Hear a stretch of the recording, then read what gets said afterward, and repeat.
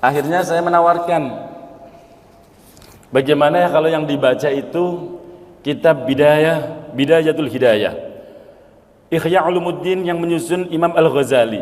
Bidayatul Hidayah pun beliau yang menyusunnya. Insya Allah lebih ringkas, lebih mudah untuk kita baca dan kita pahami. Maka kemudian ya sudah, yang penting intinya jamaah kepengen dibacakan bab tentang akhlak. Nah, memang kitab akhlak juga ada levelnya. Kalau kitab akhlak untuk level anak-anak itu ya kitab yang umumnya dibaca di pesantren itu Akhlaqul Banin, akhlak untuk anak-anak. Kemudian ada juga waswaya atau Ayyuhal Walad. Ayyuhal Walad itu yang menyusun juga Imam Al-Ghazali. Naik sedikit, bukan SD lagi, tapi udah kelas 6 SD ke atas lah ya. Itu sudah ta'lim muta'allim biasanya yang diajarkan di pesantren. Naik lagi. Kalau di pesantren kami ada At-Tibyan fi Adzabi Hamalatul Quran. Adab tentang atau adab-adabnya orang penghafal Quran, itu ada. Namanya kitab At-Tibyan fi Adzabi Hamalatil Quran. Kitab At-Tibyan untuk para penghafal Al-Quran. Itu penting sekali kitab At-Tibyan itu, yang menjelaskan tentang bagaimana adabnya orang-orang yang hafal Quran.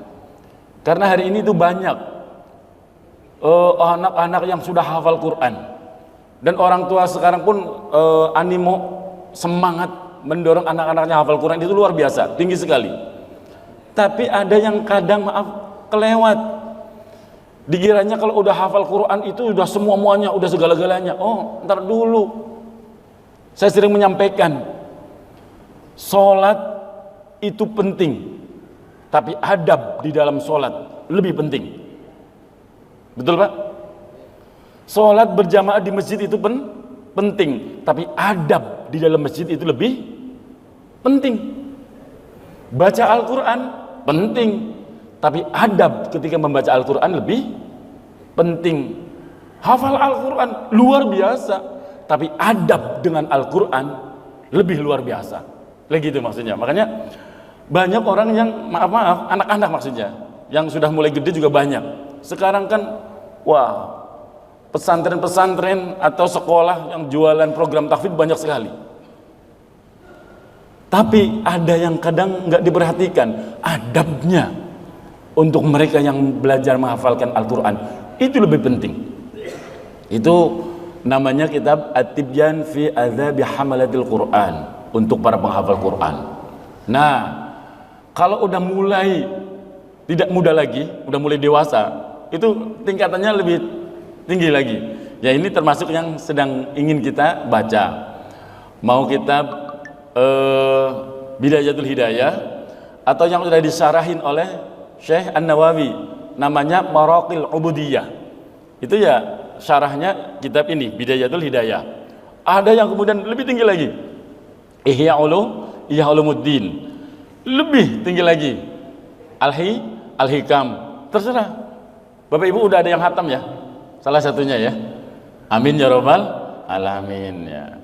Yang penting ngaji, Pak. Yang penting ngaji. Walaupun mungkin ya secomot-secomot, insya Allah. Tapi paling bagus ya ngaji itu continue dari bab awal sampai akhir. Kenapa kemudian saya tawarkan di kajian pagi ketika ingin kajian akhlak, jangan langsung Ihya Ulumuddin, ketebelan kitabnya Pak. Ketebelan itu, apalagi ketemunya sebulan sekali, itu butuh 10 tahun udah hatam atau belum itu. Wallahu alam tuh.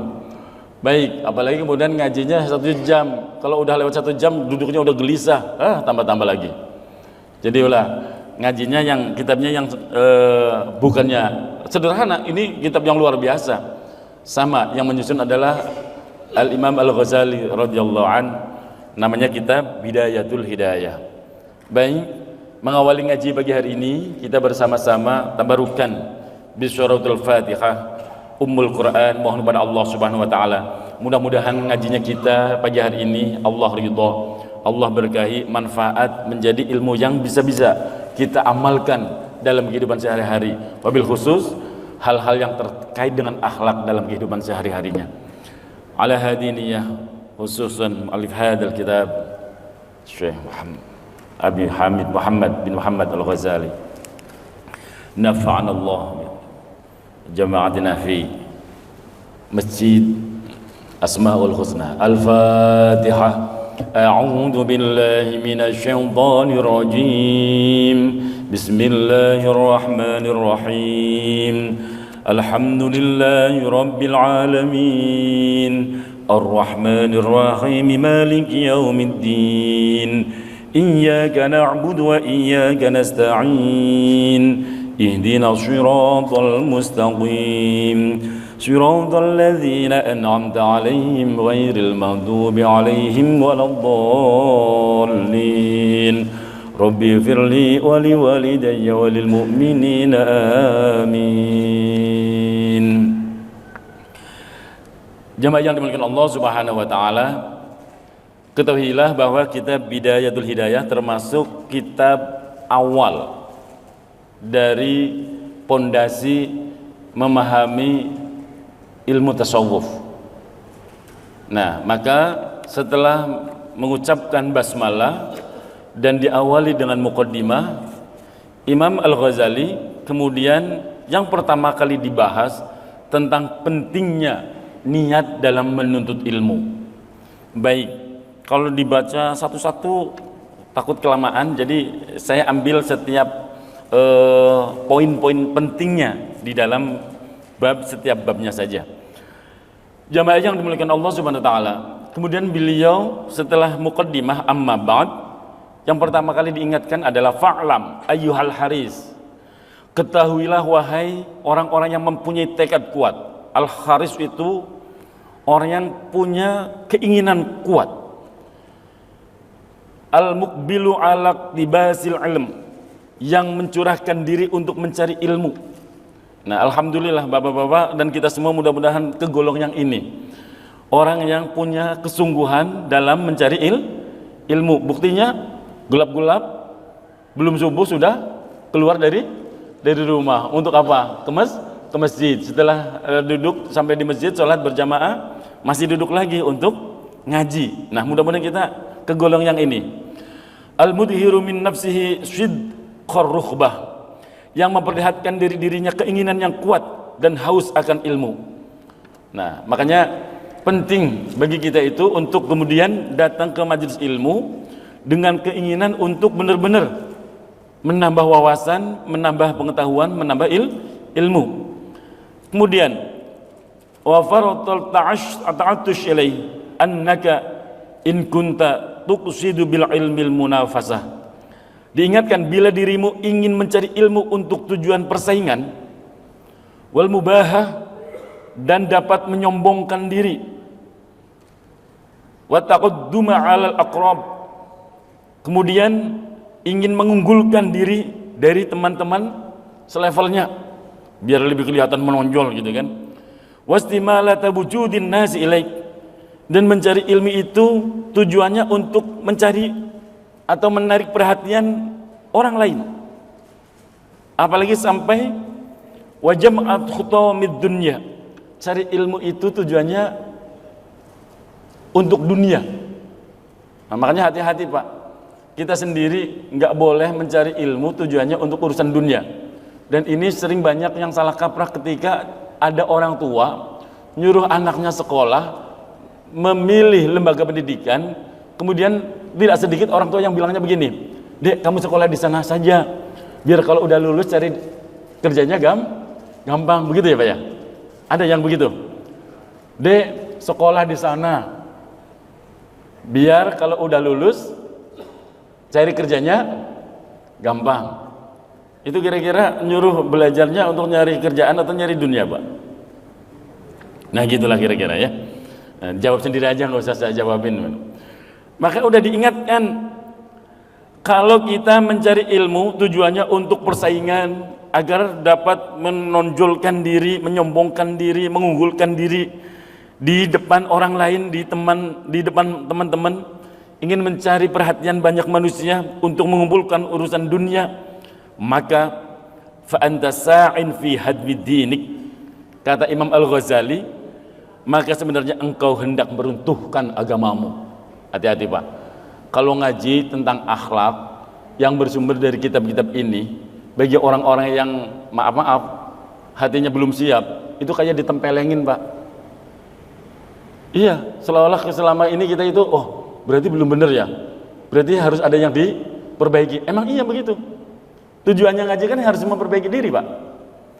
Udah diingatkan di sini, jika tujuanmu dalam menuntut ilmu adalah yang tadi disebutkan, fa anta sa'in fi hadmi dinik, berarti engkau sedang meruntuhkan agamamu, wa ihlaki nafsik, dan sedang menghancurkan dirimu sendiri, wa bai'i akhiratika bidunyaka, dan menjual akhiratmu hanya untuk urusan duniamu. Itu menurut kitab Bidayatul Hidayah. Fasafwatuka khasirah, maka kemudian ditegaskan di sini, sungguh tekadmu sangat hina. Wa tijaratuka ba'irah, dan yang kau lakukan adalah hal-hal yang rusak. Yang repot begini Pak, kalau seorang thalabil ilm, seorang yang menuntut ilmu, tujuannya keliru, tujuannya salah, apa yang kemudian beresiko? Wa muallimuka muayyinun laka, gurumu yang ngajarin kamu juga termasuk yang menolong dan membantu keburukanmu. Kiainya ikut dosa nggak Pak? Saya nanya, kalau udah begini kiainya ikut dosa nggak? Ikut dosa. Nggak enak kan ngaji begini Pak? Pak Yanis sih mintanya ini. Tenang Pak Yanis. Enggak, itu ngeledekin doang Pak Yanis. Maksudnya apa? Kalau ngaji ini harus siapkan hati. Wa muallimuka muayyinun laka, pengajarmu termasuk penolongmu dalam perbuatan maksiat. Ala asyanika wa syirikun laka fi khusranika, gurumu termasuk yang bersekutu dalam keburukanmu, dan ia seakan penjual yang menjual pedang pada seorang penyamun. Digambarkan wa syarikun laka fi khusranika wa huwa kaba'iun syaifin liqati'i tariqin. Jadi seorang kiai, seorang guru, seorang ustadz yang mengajari santrinya yang tujuan mencari ilmunya bukan untuk akhirat, tapi untuk berdebat, untuk bergaya-gaya, untuk mencari urusan dunia, itu digambarkan, diilustrasikan kaba'i'u syaifin liqati'i tariqin, kayak penjual pedang ngejual pedangnya kepada penyamun. Halo? Kena khitab apa yang didawuhkan oleh junjungan kita Nabi Agung Muhammad sallallahu alaihi wasallam. Qala sallallahu alaihi wasallam, man a'ana ala ma'syiyatin walau bi syartin kalimatin kana sarikan fiha. Apa yang didawuhkan oleh Imam Al-Ghazali itu tidak keluar dari apa yang diajarkan oleh junjungan kita Nabi Muhammad sallallahu alaihi wasallam, karena Nabi pernah dawuh, man a'ana ala ma'syiyatin, siapa yang memberi pertolongan dalam urusan maksiat, dalam perbuatan maksiat, walau bisyartin kalimatin, walaupun hanya separuh kalimat, kana syarikan fiha, maka ia termasuk bersekutu dalam perbuatan maksiat. Nggak ikut bantuin sih Pak, cuman ikut merombok apa-apa, memotivasi, udah sikat aja, terusin, sama Pak, hati-hati. Maka menata niat dalam mencari ilmu adalah suatu hal yang wajib, harus benar mencari ilmunya, nggak boleh karena yang lain. Terus harus seperti apa mencari ilmu itu? Niatnya adalah wa in kanat niyyatuka wa qasduka bainaka wa bainallahi ta'ala. Nah, diajarkan apabila niat dan tujuan antara dirimu dalam menuntut ilmu adalah antara dirimu dan Allah, min thalabil ilm, dalam rangka mencari ilmunya itu niatmu hanya semata mencari ridhonya Allah. Al hidayah duna mujarradir riwayah, fa abshir fa innal malaikata tubshitu laka ijtanahataha idza masyaita wa hitanul bahri tastaghfiru laka idza sa'aita. Kalau engkau datang ke majelis ilmu, engkau datang ke sebuah tempat kajian ilmu agama, tujuanmu tidak lain adalah mencari ridhonya Allah Subhanahu wa taala, maka yang engkau cari adalah petunjuk, bukan hanya sekedar penyampai, maka berbahagialah. Di sini fa'abshir, wahai orang yang datang ke majelis ilmu dengan niatnya benar, fa'abshir, berbahagialah. Kenapa? Fa innal malaikata tubshitu laka ajnahataha. Sesungguhnya malaikat itu membentangkan sayapnya untukmu saat engkau berjalan menuju majelis ilmu. Wa hitanul bahri tastaghfiru laka idza sya'aita. Dan seluruh ikan yang ada di dalam laut memintakan ampunan untukmu saat engkau melangkah. Keren kan Pak? Kalau tujuannya benar, kalau kita datang ke majelis ilmu ngaji niatnya karena Allah, mencari hidayah, mencari ilmu, maka apa? Subhanallah, langkahnya kita itu beserta dengan sayap-sayap malaikat Allah, kemudian istighfarnya seluruh makhluk yang ada di dalam laut. Wah, luar biasa, istimewa pokoknya. Walakin yanbaghi laka an ta'allama qabla kulli syai' annal hidayata allati hiya thamratul ilmi laha bidayatun wa nihayah. Tapi harus dipahami, sebelum melakukan semuanya ketahuilah bahwa hidayah yang merupakan buah dari ilmu mempunyai bidayah, mempunyai permulaan, serta nihayah, punya akhiran, dan zahir serta batin, dan tidak bisa sampai nihayah itu kecuali dengan menjalani bidayah. Tidak akan sampai ke titik akhir kalau tidak memulai dari permulaan. Tidak bisa sampai mengetahui batin kecuali menyaksikan yang zahir. Maka dalam kitab syarahnya dari kitab Bidayatul Hidayah yang disusun oleh Imam Nawawi Al-Bantani, beliau menjelaskan, namanya kitabnya adalah Maraqil Ubudiyah. Beliau menyampaikan bahwa ilmu ini ada yang zahir, ada yang batin, ada permulaan, ada akhiran. Maka dijelaskan dalam memahami ilmu, ada ilmu syariat, kata beliau, ilmu zahir itu ilmu syariat. Nah, ilmu batinnya adalah ilmu hakikat. Nah, bidayah itu thariqah. Nah, nihayah adalah hakikatnya.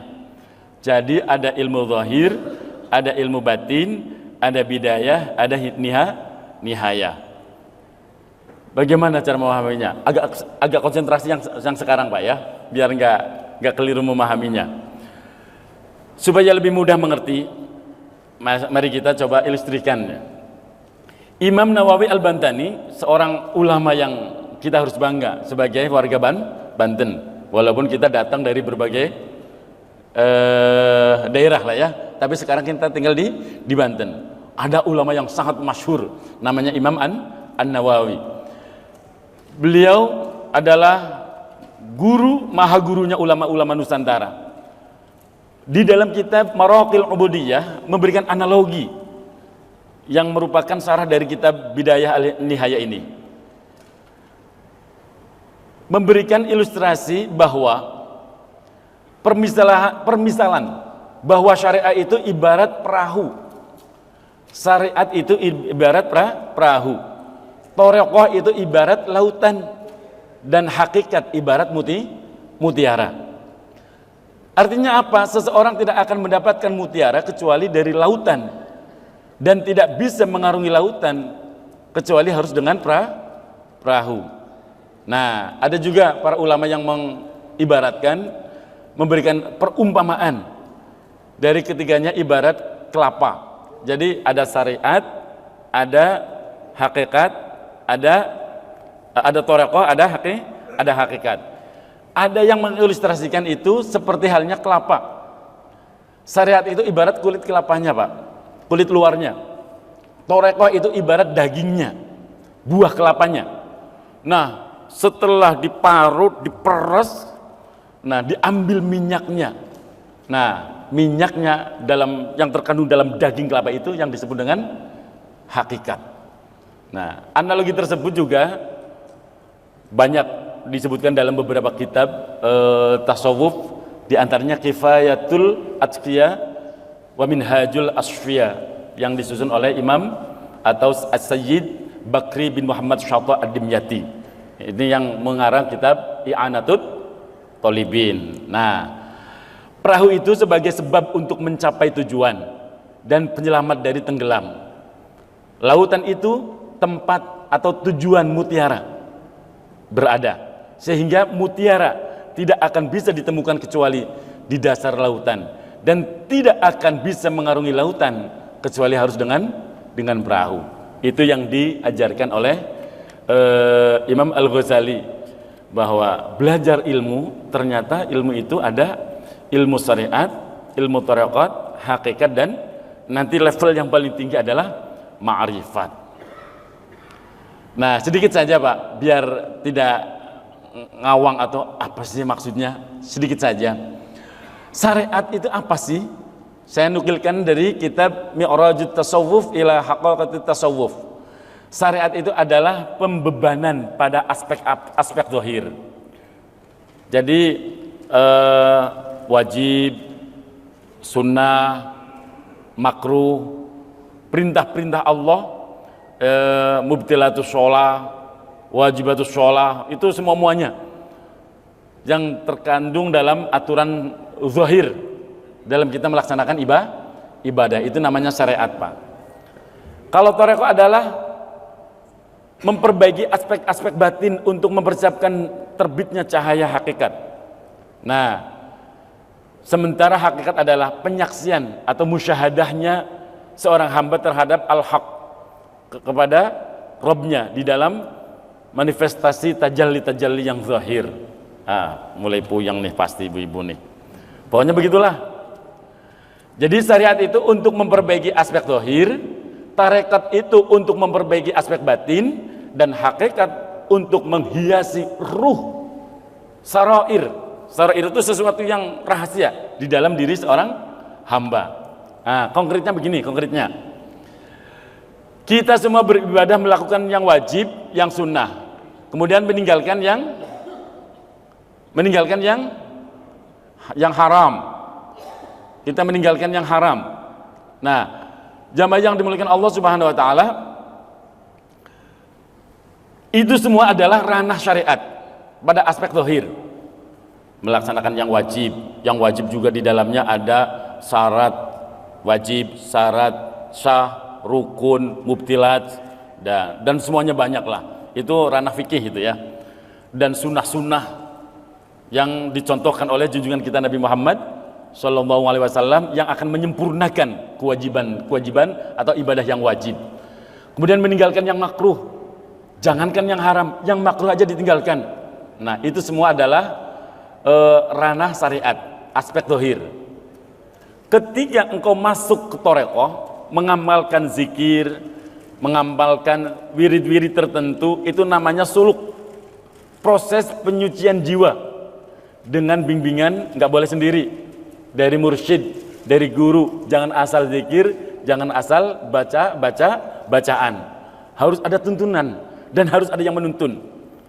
Nah, thalabul mursyid wajibun ala kulli muridin walau kana min kabairil ulama. Menurut Imam Asy'arani, mencari mursyid, mencari guru itu hukumnya wajib bagi setiap murid walaupun dia sudah jadi kiai. Itu Pak, itu penting. Jadi walaupun udah jadi kiai belum tentu paham yang begini lah Pak. Banyak yang udah jadi ustadz lah atau kiai, ketika zikir karena memang tidak ada yang menuntun, tidak pernah talqin, tidak pernah baiat dengan guru, ya garing.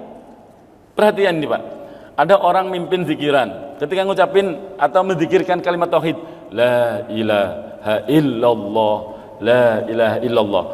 Orang yang mengucapkan la ilaha illallah, yang sudah talqin, sudah nyambung dengan mursyid, dengan guru, Itu berasa Pak, kalau kita bisa merasakan gitu loh. Itu berasa dengan orang yang asal baca la ilaha illallah nggak pernah punya bimbingan khusus, garing. Tapi kalau yang menuntun, menzikirkan itu orang yang sudah punya mursyid, yang menuntun jiwanya, yang menuntun batinnya, itu berasa. Walaupun nggak lama, walaupun nggak banyak, tapi kok makcelep gitu loh di dalam dada kita. Nah itu namanya suluk untuk para pencari jalan dalam thariqah. Nah makanya kalau di wilayah thariqah itu biasanya ada pesantren suluk. Pesantren suluk itu biasanya nggak kayak pesantren anak-anak tuh Pak. Di momentum tertentu kayak misalnya 1 Muharram sampai 10 mereka harus mondok lagi, mengecas lagi. Kemudian nanti 1 Rajab sampai 10 Rajab, kemudian 1 Ramadan sampai 10 Ramadan, atau 1 Dzulhijjah sampai 10 Dzulhijjah. Itu ada tuntunan-tuntunannya, dan di setiap majelis-majelis atau para mursyid yang punya tuntunan seperti itu punya agenda khusus untuk menuntun jamaahnya. Jika Allah memberikan anugerah, maka kalian akan dapat atau mendapatkan cahaya hakikat. Setelah kita menjalani syariat, kemudian thariqah, baru kemudian kita akan sampai kepada level mudah-mudahan dapat anugerah cahaya hakikat. Berupa apa? Penyingkapan atau mukasyafah, atau disebut juga musyahadah, penyaksian al-haq. Nah itu jadi ada syariat, ada thariqah, ada hakikat. Dan ada satu yang paling menjadi dambaan setiap orang-orang yang mencari jalan ini adalah ma'rifat, ilmu batin. Ma'rifat adalah wujud setelah hilangnya segala sesuatu yang menghalangi cermin hati, yaitu qalb. Nah cermin hati ini harus diasah agar bisa merasakan asrarul yang digambarkan oleh Imam Syekh Abdul Qadir Al-Jailani dalam kitab Sirrul Asrar. Biar hati kita itu bening, biar hati kita itu bersih, biar kita punya hati itu tidak kotor. Kenapa? Hati yang kotor tidak akan pernah bisa menemukan apa yang disebut dengan mukasyafah dan musyahadah. Allah itu nggak bakalan bisa disaksikan oleh hati-hati yang keruh, oleh hati-hati yang kotor, penuh dengan husnuzon, penuh dengan kedengkian, penuh dengan rasa tidak percaya dan lain sebagainya. Maka di dalam kitab ini semuanya membahas tentang akhlak, yang tujuannya adalah agar kita semua bisa tazkiyatun nafas, membersihkan jiwa, membersihkan batin kita, hingga dapat melihat indahnya sesuatu yang terpendam dalam kanzul mahfi, di dalam sirul qulub, atau bahasa istilahnya apa ya, sirul qulub itu apa Bu? Rahasia hati lah. Nah insya Allah bisa. Makanya kalau mau belajar tentang kitab akhlak, pasti kita akan dituntun kepada hal-hal yang sifatnya perbaikan diri kita dari hal-hal yang ada di dalam hati. Jadi yang dibahas bukan lagi yang zahir. Kalau kita mau merasakan nikmatnya akhlak yang diajarkan oleh salafun shalih yang bersumber dari ajaran Nabi kita Muhammad sallallahu alaihi wasallam. Bapak Ibu yang dirahmati Allah Subhanahu wa taala, yang zahir saja, yang paling mudah kita ibadah yang paling zahir syariat itu diantara, saya ambil contoh, sholat. Bapak Ibu tadi sholat kan? Pasti sholat. Ada sholat tahiyatul masjid, kemudian masih nyambung sholat qobliyah setelah azan, kemudian sholat wajib subuh. Nah, sholat yang kita kerjakan ketika menghadap kepada Allah, agar sholat kita diterima oleh Allah, agar sholat kita dianggap sah menurut tuntunan syariat atau fikih, kita harus apa? Bersih badan, bersih pakaian, bersih tempat. Benar nggak Pak? Ya kan? Untuk sholat kita dianggap sah menurut fikih, ya kan, bisa diterima oleh Allah, harus bersih badan, bersih pakaian, bersih tempat. Itu baru zahir Pak.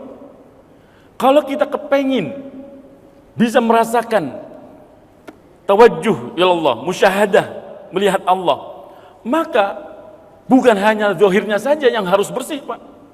Batin yang harus dibersihkan. Jiwa kita, nafs kita yang harus dibersihkan. Makanya nggak boleh sembarangan. Nggak boleh sembarangan.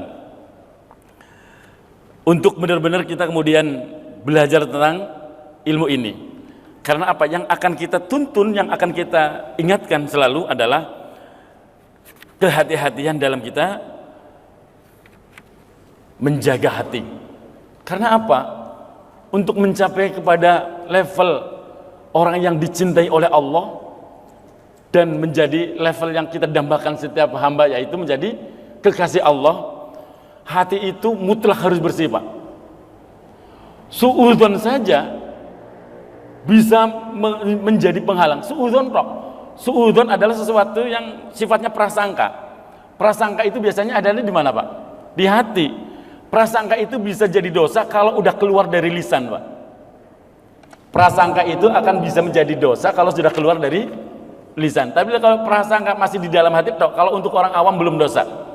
Tapi kalau udah levelnya ke level kekasih Allah, walinya Allah, bisa batalin kewalian itu, Pak. Serius, Pak. Pernah dengar, Pak? Ada kisah seorang alim, seorang arif.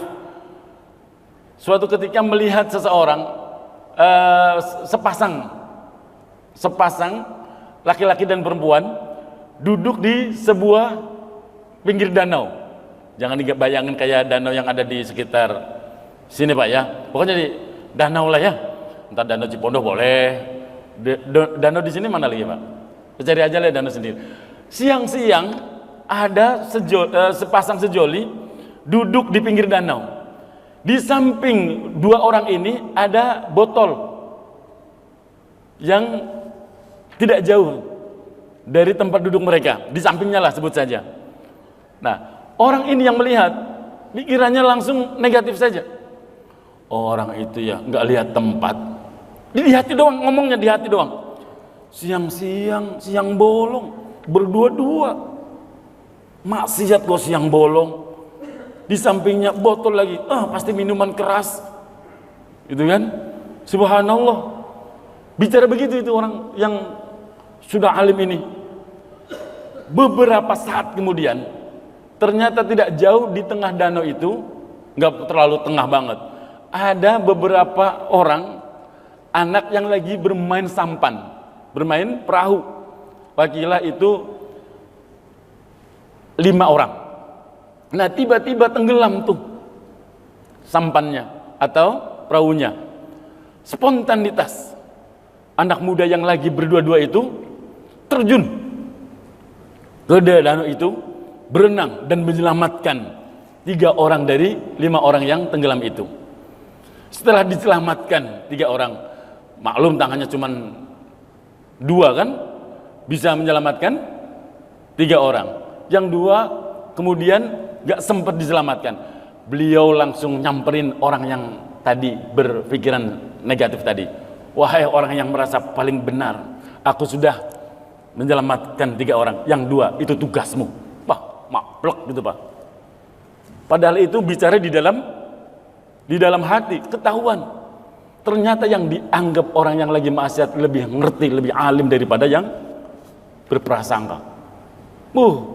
Istighfarnya lama, Pak, kalau udah suudzon begitu untuk level para kekasih Allah. Jadi kalau para kekasih Allah itu suudzon di hati aja itu bikin rusak, Pak.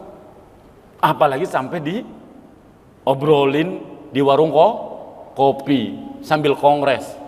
Kongko nggak beres. Ngomongin orang, tambah rusak lagi, Pak. Tambah rusak. Nah, tujuannya kita ngaji jangan sampai seperti itu. Maka wa'lam anna an-nasa fi talabil ilmi ala salasati ahwal. Ketahuilah wahai manusia bahwa orang-orang dalam mencari ilmu itu memiliki 3 keadaan. Yang pertama, rajulun talabal ilmi liyattakhidahu zadahu ilal ma'ad wa lam yaqsid bihi illa wajhallah wad daral akhirah fahada minal faizin. Yang pertama, ada orang yang mencari ilmu agar bisa menjadi bekal di akhirat kelak dan tidak memiliki tujuan kecuali semata mencari ridhonya Allah dan akhirat. Orang ini fahada minal faizin, termasuk orang-orang yang kelak beruntung. Nah, maka kita usahalah yang menjadi yang pertama ini. Kita mencari ilmu tujuannya apa? Untuk akhirat, mencari ridhonya Allah, agar kita termasuk orang-orang yang beruntung. Yang kedua, wa rajulun talabahu liyasta'ina bihi ala khayatihil ajilah wa yanalu bihil izzah wal jaha wal mala wa huwa alimun bidzalika mustash'irun fi qalbihi rukakata halati wa khissata maqasid fahada minal mukhatirin.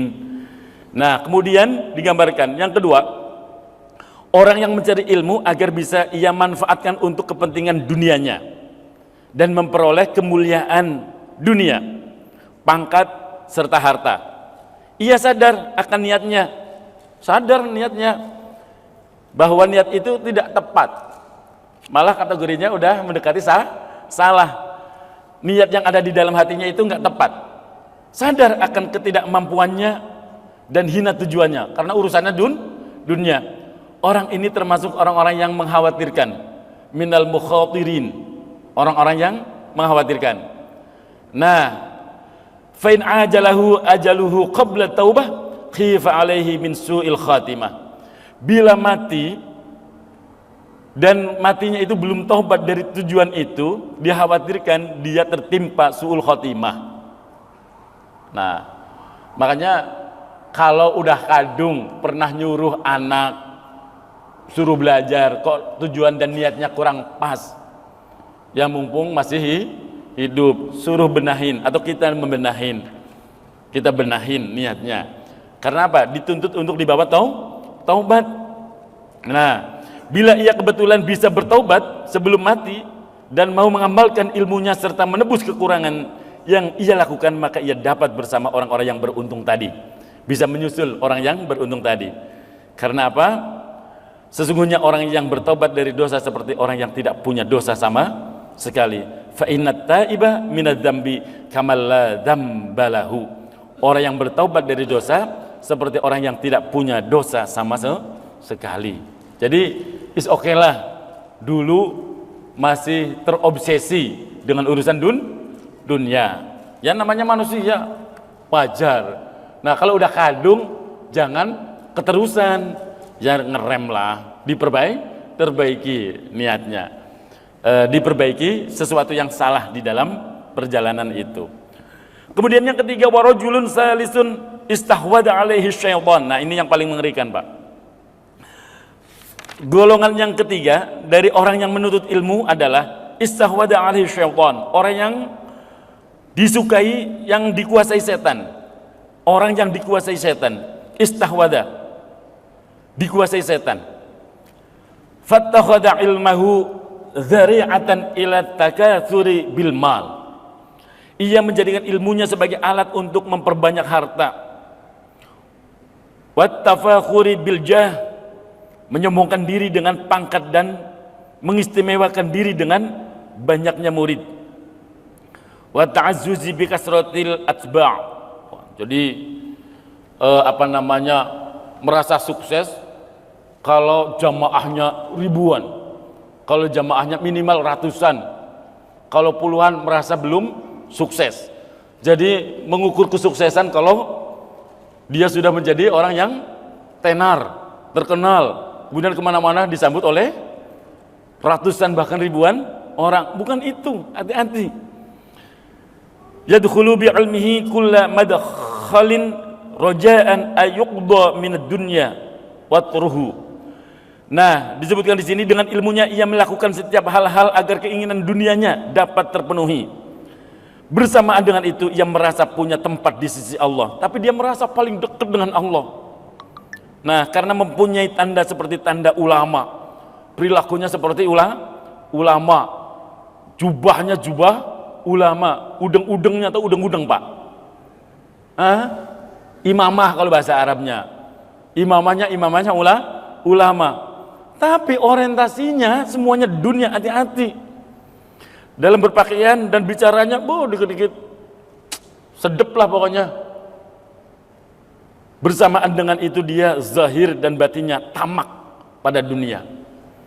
Makanya hati-hati Pak.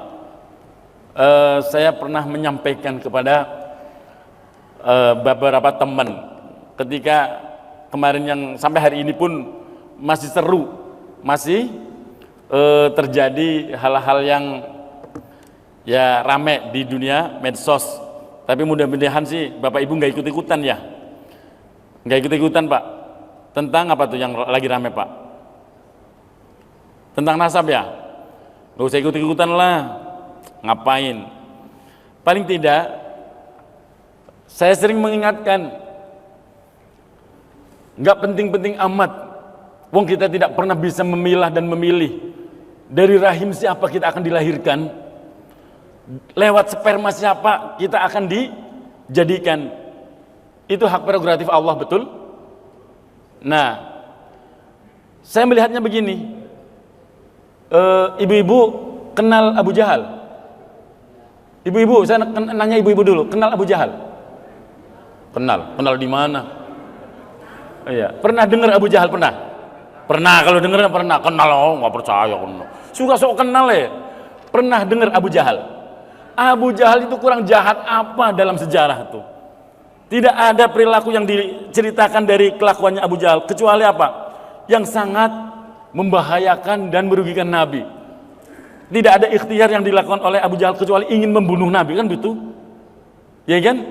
Abu Jahal seperti itu jahatnya, mati pun dalam mati kekafirannya. Punya anak namanya siapa ya? Ikrimah bin Abu Jahal, Islam. Jadi santrinya Nabi, cerdas, alim, bahkan banyak meriwayatkan hadis-hadis Nabi karena kealimannya, walaupun bapaknya Abu Jahal dimuliakan oleh Nabi. Itu Pak. Halo? Saya kasih contoh lagi. Pernah dengar Walid bin Mughirah? Walid bin Mughirah itu bapaknya Khalid bin Walid. Walid bin Mughirah itu ahli bahasa, ahli sastra, pinternya orang masa itu. Nah, beliau itu dibayar oleh tokoh-tokoh Quraisy untuk kemudian membantah, untuk membuat satu kalimat yang bisa menyaingi Al-Quran. Yo nggak mampu memang Al-Quran bukan susunan Nabi, bukan ciptaan Nabi, bukan karangan Nabi. Sealim secerdas itu, hatinya mengakui bahwa Al-Quran itu bukan susunan Muhammad, bukan karangannya seorang Muhammad, itu asli wahyu. Tapi karena apa? Dibayar oleh tokoh-tokoh Quraisy agar jangan pada ikut ajarannya Muhammad. Maka kemudian dia mengatakan, hada sihrun azim. Ini adalah sihir yang luar biasa, gitu loh. Itu Walid bin Mughirah. Kecerdasannya untuk memusuhi Nabi dengan Al-Qur'annya. Punya anak namanya Khalid bin Walid. Subhanallah. Beliau kemudian masuk dalam Islam, menjadi Syaifullah, pedangnya Allah, pembela Rasulullah nomor 1. Dan yang siapa yang nggak dengar cerita tentang kepahlawanan Khalid bin Walid, luar biasa. Nah, tapi jangan salah Pak, jangan salah. Saya akan bukakan sedikit surat Hud. Ibu-ibu pernah baca surat Hud? Di dalam surat Hud itu ada kisah tentang Nabi Nuh, di mana anaknya Nabi Nuh ada yang ditenggelamkan oleh Allah ketika banjir bah terjadi. Bagaimanapun namanya orang tua melihat anak kandung mati di depan mata, kira-kira gelo atau gelo? Gelo Pak, sedih, wah merana. Nabi Nuh sempat matur sama Allah. Dikisahkan di ayat ke-45. Silakan dibuka surat Hud. Wa nada Nuhur rabbahu faqala rabbi. Dan Nuh pun mengadu kepada Allah dan matur kepada Allah, inna ibni min ahli wa inna wa'dakal haq wa anta ahkamul hakimin. Nabi Nuh itu ngadu, ya Rob, inna ibni min ahli, wahai Tuhanku, itu kan anakku kan keluargaku. Bukankah janjimu itu hak dan itu adalah sebaik-baik, sebijak-bijak penentu keputusan. Artinya apa? Nabi Nuh itu protes kepada Allah, kenapa anakku juga dibinasakan ya Rabb, kalau bahasa kasarnya begitu. Nah, apa jawaban Allah? Ya Nuh, innahu laysa min ahlik, innahu amalun ghairu salih, fala tas'alni ma laysa laka bihi 'ilm, inni a'iduka an takuna minal jahilin. Kata Allah, hei Nuh, innahu laysa min ahlik, sesungguhnya anakmu itu bukan keluargamu. Kenapa? Innahu amalun ghairu salih, perbuatannya bukan perbuatan orang-orang soleh. Paham sampai di sini, Pak? Mau anaknya Nabi, kalau perilakunya, amalannya bukan amalan orang-orang soleh, Nabi aku keluarga. Allah yang bilang, innahu laisa min ahlik, dia itu bukan keluargamu. Wong perbuatannya gak mencerminkan, gak mengikutin, gak iman kepada dakwahnya Nabi Nuh. Gitu loh. Jadi kalau hari ini 14 abad jaraknya, kok ada orang nepuk dadanya, aku keturunan Nabi, ya boleh mau ngaku-ngaku, buktikan gitu loh. Apa susahnya? Suruh buktikan gak mau, capek deh. Emang iya kok, iya kan? Wong nyata-nyata yang tahu Pak, bapak sama anak Nabi Nuh ke anak langsung kan, gara-gara nggak taat, nggak iman, nggak nurut, nggak manut, itu innahu laisa min ahlik, apalagi 14 abad.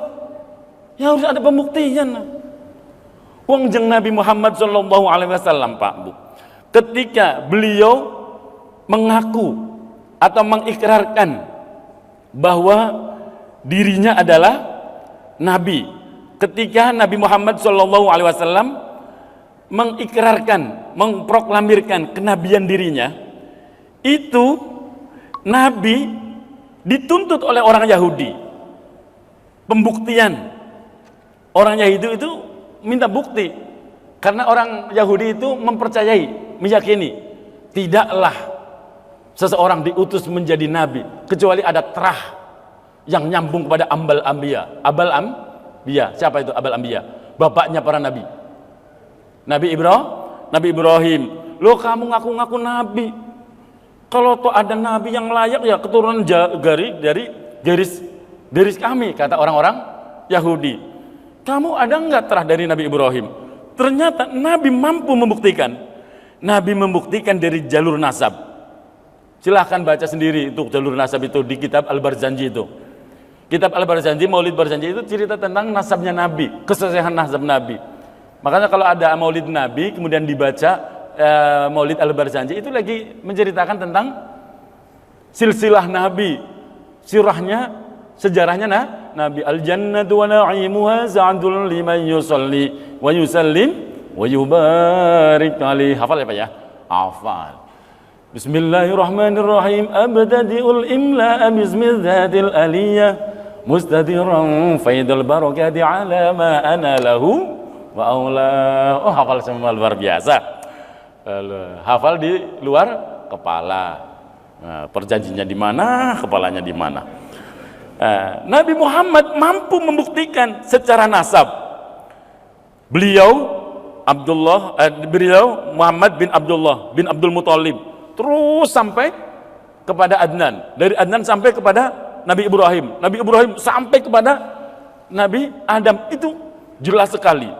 Nah, kemudian secara nasab benar nih, bisa diverifikasi, nyata benar nih. Kemudian apa? Dari bukti sejarah, Nabi mampu membuktikan bahwa Nabi Ibrahim dilahirkan di wilayah Babilonia. Itu kalau sekarang sekitar Iran atau Irak. Nah, kemudian pernah tinggal lama di Palestina. Setelah itu Nabi Ibrahim pernah hidup bermukim beserta keluarganya di Mekah.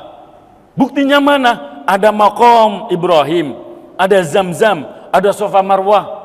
Benar Pak? Oh ternyata benar nih. Buktinya ada, sejarahnya ada.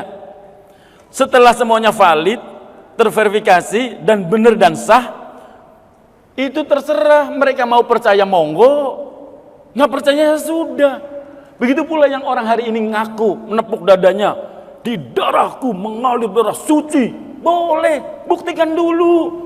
Setelah udah terbukti, orang mau percaya silahkan, enggak ya udah nggak usah marah-marah.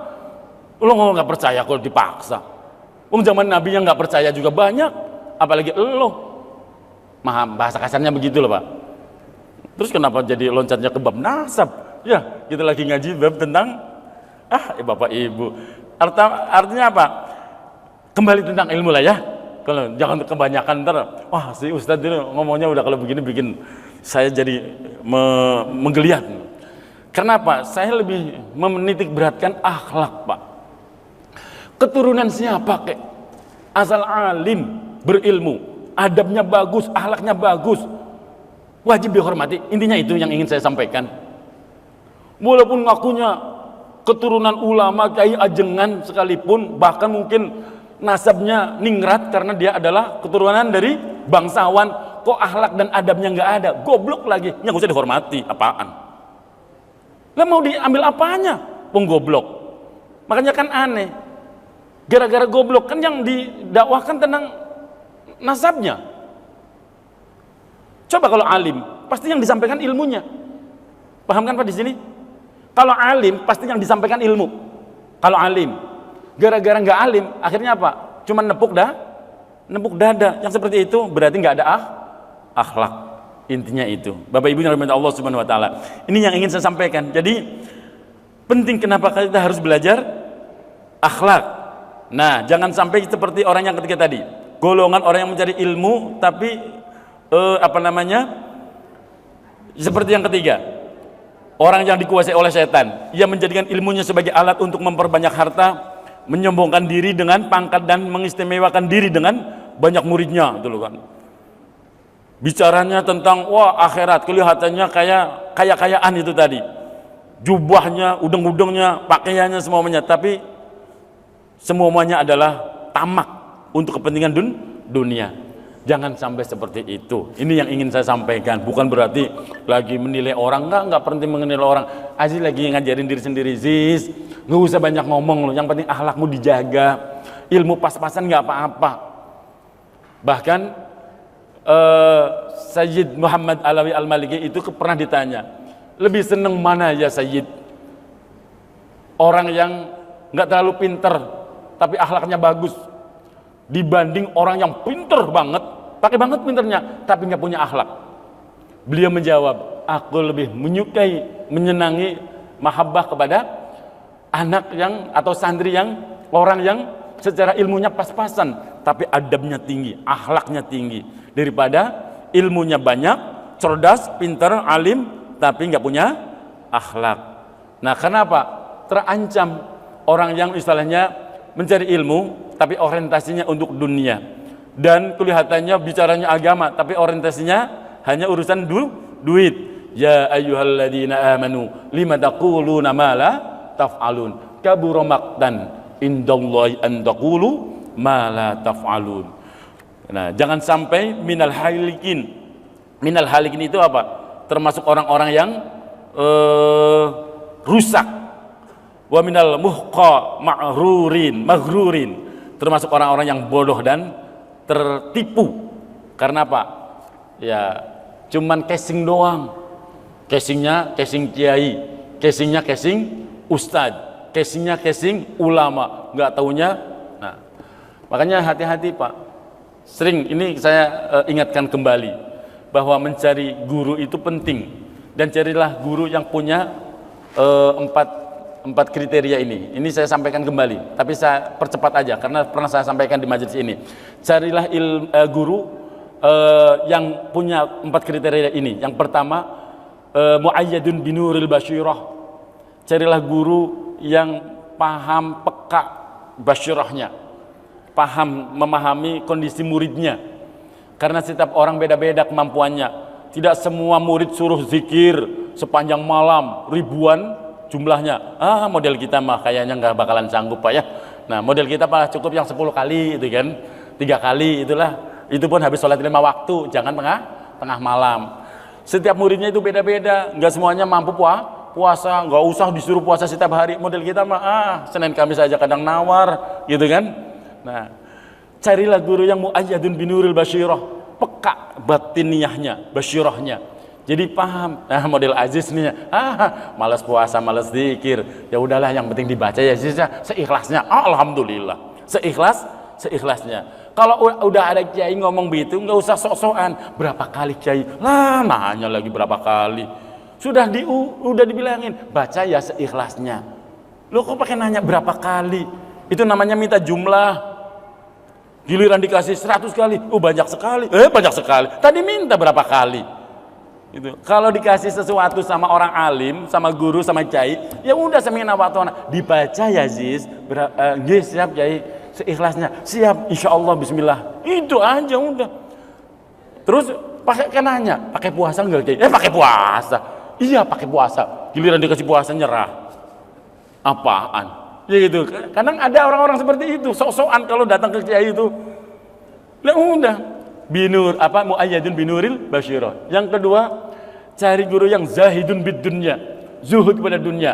Yaitu tadi, walaupun hartanya banyak, tapi untuk berdakwah, untuk berjuang, untuk peduli kepada sesama. Kemudian yang ketiga, carilah guru yang punya ciri setelah zahidun bid dunya, raufum bil fuqara'il mu'minin. Carilah guru yang peduli, sayang kepada orang-orang yang masih lemah imannya. Islam sih udah, tapi masih senang maksiat. Itu bukan dimusuhin, tapi dirangkul. Udah bunyi itu. Minta dirangkul tuh. Bukan dimusuhin ketika ketemu orang-orang yang masih doyan maksiat, tapi dituntun. Nah, ini penting, Pak. Karena apa? Hari ini itu banyak sekali orang-orang yang gampang sekali menjustis, menghukum atau bahkan memvonis orang lain ahli neraka, kayak dirinya udah pasti masuk surga. Itu. Nah, yang keempat, carilah guru yang punya ciri khas yang ini. Rahimum bil fuqara'i wal masakin. Yang sangat peduli dengan orang-orang fakir dan miskin. Itulah orang-orang yang harus kita jadikan panutan. Jamaah yang dimuliakan Allah Subhanahu wa taala, sebenarnya ini baru permulaan, belum bicara ke ke inti adab atau akhlak yang akan kita baca. Karena nanti subhanallah, kitab ini itu indah sekali, Pak. Membahas tentang adab taat kepada Allah, dibahas di sini. Adab taat kepada Rasulnya, kemudian adab ketika beribadah, dari sholat, i'tikaf dan lain sebagainya. Semuanya tentang adab. Mudah-mudahan sih berkenan untuk dilanjutkan di pertemuan yang selanjutnya, Pak. Nah, karena ini luar biasa. Di usia-usia kita yang sudah tidak muda lagi, memang harus sudah mulai ngajinya nih kitab-kitab seperti ini untuk melembutkan hati, biar kita itu nggak merasa masih muda terus, ya kan? Tidak lagi seolah-olah mati masih jauh, padahal yang namanya mati itu nggak pernah pakai permisi, Pak. Asli itu, mati itu nggak pernah pakai permisi, tahu-tahu datang aja. Yang sakit nggak mati-mati, yang sehat tahu-tahu duluin, kan gitu, Pak. Yang kepengin mati nggak mati-mati, yang nggak kepengin mati tahu-tahu mati, banyak sekali. Nah, maka di usia-usia seperti ini kita harus benar-benar sudah belajar mengasah batin niat kita agar kita layak menjadi orang yang dipilih oleh Allah, menjadi hamba yang mampu musyahadah, menyaksikan keindahan, kemuliaan, keagungan Allah Subhanahu wa taala dengan basyirah kita, dengan batin kita. Ini yang insya Allah mudah-mudahan bisa membuat kita semakin rajin dalam beribadah. Semakin mengenal Allah, semakin rajin kita dalam beribadah. Insya Allah. Ini saja yang dapat saya sampaikan. Mudah-mudahan bermanfaat. Ada yang mau bertanya? Alhamdulillah. Intinya itulah ya. Ini sebenarnya ngaji untuk Aziz sendiri. Kalau dibaca ya kebetulan bapak-bapaknya nyimak, jadi ikut mendengarkan. Oh, monggo silakan Pak Haji. Assalamualaikum warahmatullahi wabarakatuh. Waalaikumsalam warahmatullahi wabarakatuh. Terima kasih Pak Ustaz. Tadi dijelaskan oleh Pak Ustaz tahapan-tahapan tentang ibadah yang pertama mungkin syariat, rekor, hakikat dan fakir. Tadi contohnya bahwa Pak Ustaz itu pelajari lahiriah, rekor dan kimia. Kemudian yang kami tanyakan bahwa bagaimana tahapan untuk mencapai hakikat dan rekor. Apakah itu tahapan pembelajaran atau otomatis bisa masuk setelah melaksanakan syariat, rekor, hakikat dan hakikat bisa masuk secara otomatis? Mohon penjelasan. Syukur. Baik, ini pertanyaan yang sangat bagus dan kayaknya mewakili semuanya nih. Baik, Bapak Ibu yang dimuliakan Allah Subhanahu wa taala. Memahami apa yang tadi Al-Fakir sampaikan tentang pentingnya kita beribadah dengan syariat, kemudian secara syariat sudah kita menyempurnakan semampu kita memahami tuntunan di dalam hukum-hukum itu. Nah, kemudian level berikutnya kita ke torekoh. Torekoh itu jalan, Pak. Pelaku torekoh itu disebutnya salik. Perbuatannya disebut suluk. Itu tahapan memang, Pak. Jadi dari syariat kemudian ke torekoh.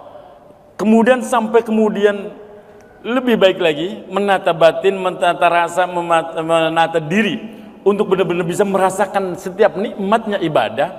Mudah-mudahan itu tadi yang saya sampaikan. Kita memperoleh cahaya yang akan kemudian kita dapatkan dari hakikat yang merupakan buah dari torekoh yang kita jalani itu, hingga kemudian sampai kepada level musyahadah itu. Tapi jangan kemudian menjadi orientasi saya beribadah untuk itu, jangan. Semuanya harus karena semata mencari ridhonya Allah, biar Allah yang menuntun, Pak. Tapi saya pernah bertanya kepada guru kami begini, Pak. Ini karena jenengan nanya, akhirnya saya ngebongkar diri sedikit lah. Saya pernah minta kepada seorang alim, seorang syekh, seorang kiai yang insya Allah beliau menjadi rujukan ketika menuntun orang-orang yang gelisah butuh tuntunan batiniah. Ya syekh, ya guru, wahai kiai, tuntunlah Aziz agar bisa menemukan seorang yang bisa menuntun jiwa Al-Fakir yang benar-benar butuh penuntun, butuh mursyid, butuh pembimbing. Apa kata beliau? Mulailah dari dirimu, Aziz. Dari gimana, Kiai? Belajarlah ngerem dari segala hal-hal yang dilarang dalam agama. Semampumu laksanakan apa yang menjadi perintah-perintah agama, khusus yang wajib. Belajar hidupkan yang sunnah, istiqomah dengan yang kamu amalkan. Insya Allah nanti Allah akan menuntun, Allah akan pertemukan dengan caranya Allah orang-orang yang akan membimbing kamu di levelnya kamu masih di situ, nanti akan Allah pertemukan dengan pembimbing yang di levelmu. Kemudian untuk udah berjalan, nanti akan ketemu lagi di level berikutnya yang akan bisa mengupgrade dirimu ke level yang lebih baik lagi. Jadi jangan mencari tapi dirimu tetap nggak berubah, susah dapatnya gitu maksudnya, Pak. Kepengen dapat guru yang luar biasa tapi kita nggak ada ikhtiar memperbaiki diri. Jadi intinya kalau kita kepengen ke sana, betul itu sebuah tahapan, tangga untuk kita mencari atau berusaha lebih baik dalam hidup, dalam ibadah. Tapi caranya itu biar ketemu dengan pembimbing yang kamil mukamil, kalau bahasa di dalam torekoh ya, yang sempurna. Orangnya itu benar-benar itu tadi, bisa menuntun jiwa kita, bisa membimbing kita sampai kemudian wusul ilallah, nyambung kepada Allah, ya dari diri kita dulu perbaiki, syariatnya dibenahin, sholat 5 waktunya, wudhunya yang sempurna, dilengkapi dengan sunnah-sunnahnya, semuanya. Nanti pada saatnya Allah akan menuntun. Nah, dilalah nanti ada Pak. Emang itu yang Al-Fakir rasakan. Asal kita udah berusaha, kan alladzina jahadu fina lanahdiyannahum subulana. Dalilnya itu. Allah itu akan mengapresiasi orang-orang yang udah bersungguh-sungguh dengan memberi jalan, dengan memberi cara, dan akan mempertemukan dengan siapa yang dia inginkan. Insya Allah. Al-Fatihah. A'udzu billahi minasyaitonir rajim. Bismillahirrahmanirrahim. Alhamdulillahi rabbil alamin arrahmanir rahim maliki yaumiddin. Iyyaka na'budu wa iyyaka nasta'in. Ihdinas siratal mustaqim. Siratal ladzina an'amta 'alaihim ghairil maghdubi 'alaihim waladdallin. Amin. Allahumma anfa'na bima 'allamtana wa 'allimna ma yanfa'una wa zidna 'ilma. Allahumma ij'alna wa ahlana wa awladana wa talamidana min ahli al-'ilmi wal khair wa min ahli al-Qur'an wa min ibadikas shalihin. Rabbana atina fid dunya hasanah wa fil akhirati hasanah wa qina adzaban nar. Wa sallallahu ala Muhammad wa ala alihi washabihi wasallam. Walhamdulillahi rabbil alamin. Mohon maaf atas segala kekurangan. Hadani Allah wa iyyakum ajma'in. Summa assalamu alaikum warahmatullahi wabarakatuh.